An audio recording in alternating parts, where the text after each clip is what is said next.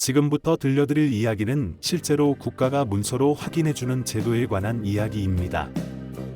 이 문서 하나로 채무 계약이 무효가 되고 전화도 문자도 모두 멈춥니다. 사채업자는 더 이상 당신에게 연락할 수 없습니다. 가족이나 지인에게 연락하는 순간 그 자체로 불법이 됩니다. 국가가 공식적으로 개입해 계약 무효, 국적 중단, 법적 대응까지 책임지겠다고 선언한 제도입니다. 그래서 요즘 이제 빚 안 갚아도 된다는 말이 나오는 겁니다.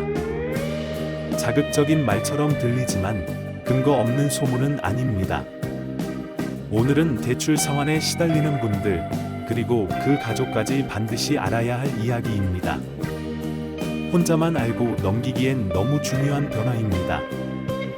지금도 누군가는 이 사실을 몰라 고통을 참고 있습니다.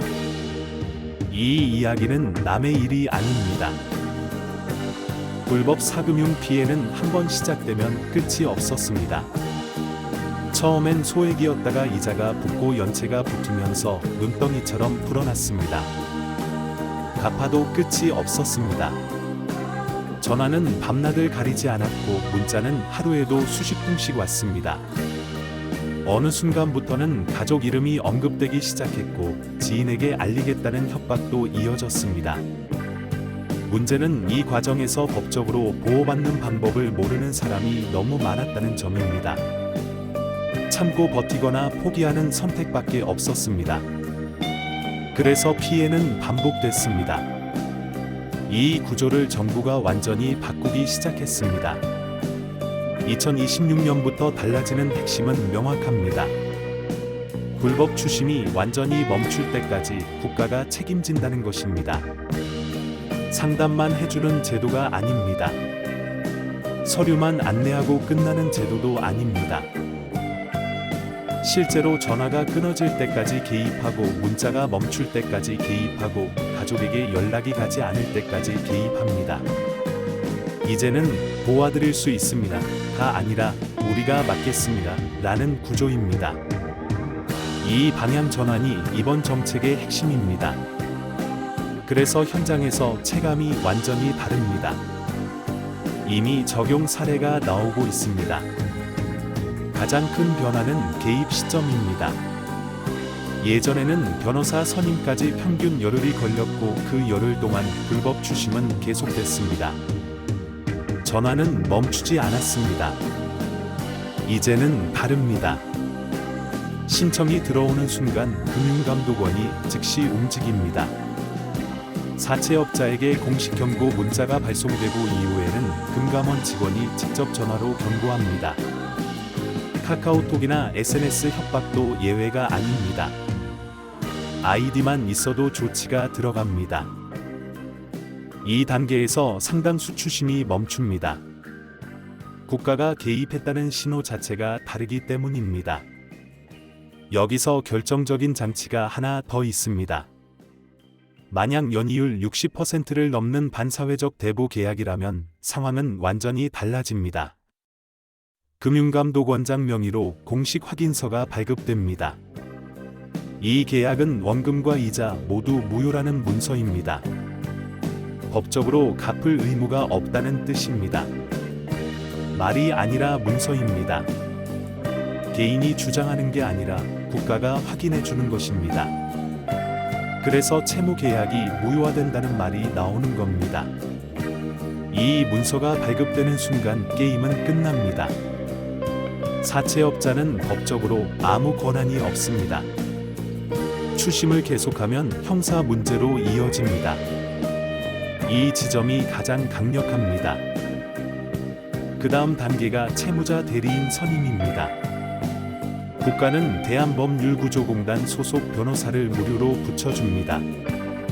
이 변호사가 모든 연락을 대신 받습니다. 사채업자는 더 이상 채무자에게 직접 연락할 수 없습니다. 전화도 안 되고 문자도 안 되고 카카오톡도 안 됩니다. 가족이나 지인에게 연락하는 것도 불법입니다.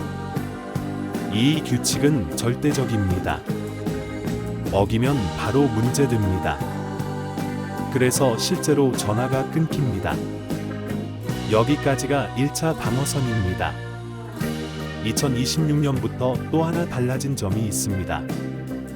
한번 이용하면 끝이 아니라는 점입니다. 예전에는 지원 횟수에 제한이 있었지만 이제는 없습니다.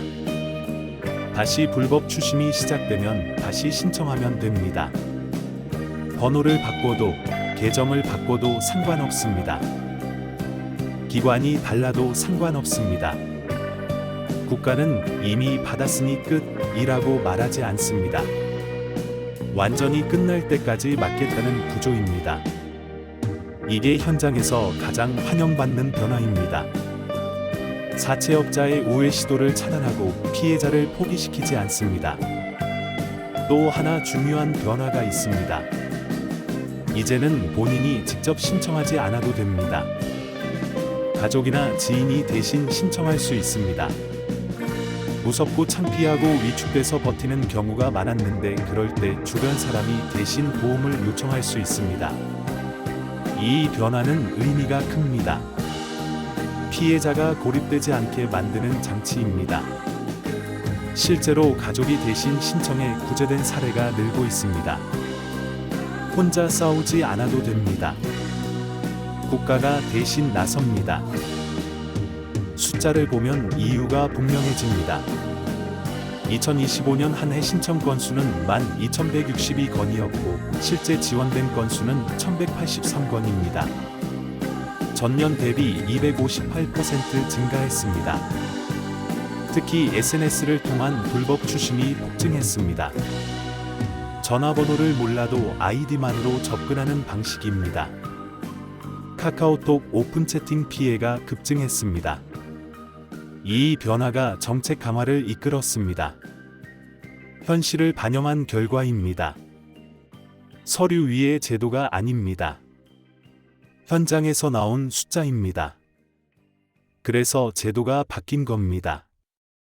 사례를 보면 더 명확합니다.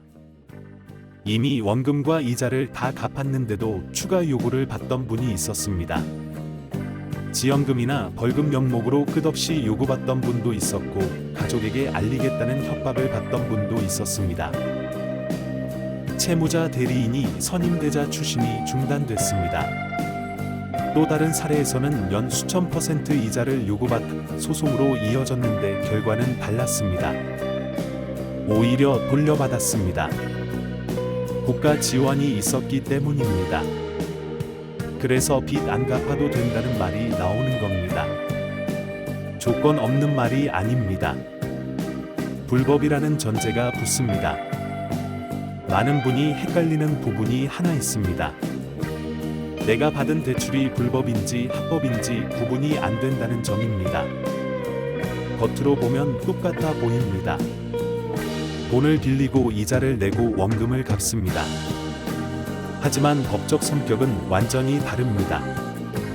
합법 대부업체는 금융위원회에 등록되어 있습니다. 법정 최고 이자율은 연 20%입니다. 이 범위 안에서만 이자를 받을 수 있습니다. 반면 불법 사채는 등록 자체가 안 되어 있거나 등록은 했지만 법정 이율을 초과해서 받습니다. 연 20%를 넘으면 일단 불법입니다. 연 30%를 넘으면 형사처벌 대상입니다. 연 60%를 넘으면 반사회적 대부 계약으로 원금조차 갚을 의무가 없습니다. 숫자로만 보면 감이 안 옵니다.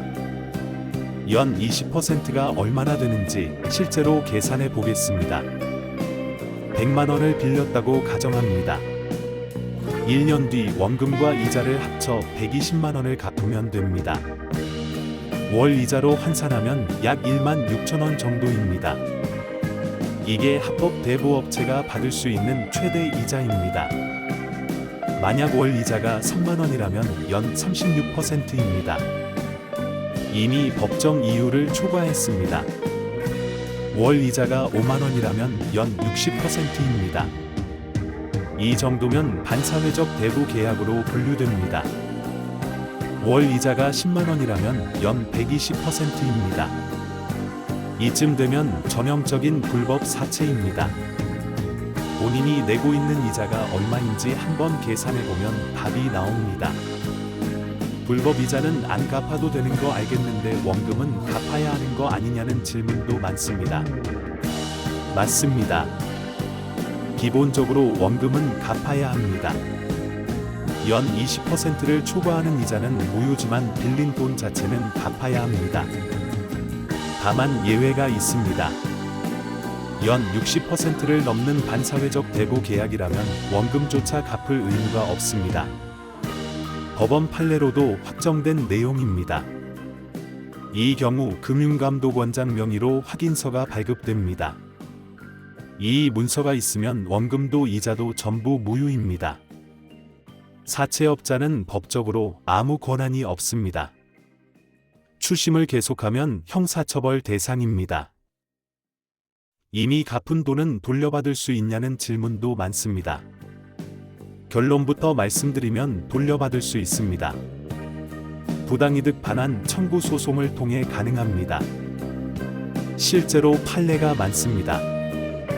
연 30%가 넘는 이자를 2년간 갚았던 분이 소송을 제기해 초과 납부분을 전액 돌려받은 사례가 있습니다.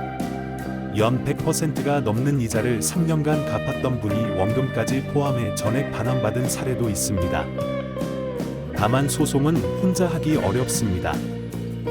증거 확보, 서류 작성, 법원 출석까지 복잡합니다. 그래서 국가가 변호사를 무료로 붙여주는 겁니다. 대한법률구조공단을 통해 신청하면 됩니다. 비용 걱정 없이 진행할 수 있습니다. 채무자가 아닌 가족에게 연락하는 행위 자체가 불법입니다. 전화, 문자, 카카오톡, 방문 전부 해당됩니다. 채권추심법 제9조에 명시되어 있습니다. 채무자 외의 사람에게 채무 사실을 알려서는 안 된다는 내용입니다. 위반 시 3년 이하 징역 또는 3천만 원 이하 벌금입니다. 가족에게 연락이 왔다면 그 자체로 신고 사유입니다. 금융감독원 1332번으로 즉시 신고하시면 됩니다. 직장 전화로 연락 오는 것도 마찬가지입니다. 회사 대표번호로 전화해서 연락처를 묻는 것도 불법입니다. 회사 이메일로 대출 상환 독촉 메일을 보내는 것도 불법입니다. 채무 사실을 제3자에게 알리는 행위 전부가 금지됩니다. 정리하겠습니다. 불법 사채에 시달리고 있다면, 이미 갚았는데도 계속 요구받고 있다면, 가족과 지인을 협박하는 연락이 오고 있다면 혼자 버티지 마십시오. 이건 개인의 문제가 아닙니다. 국가가 개입하는 사안입니다. 불법 사금융 피해는 금융감독원 1332번입니다. 과다채무는 서민금융진흥원 1397번입니다. 신용회복위원회는 1600-5500번입니다. 이제는 도움을 요청하셔도 됩니다. 다음 영상도 놓치지 마세요.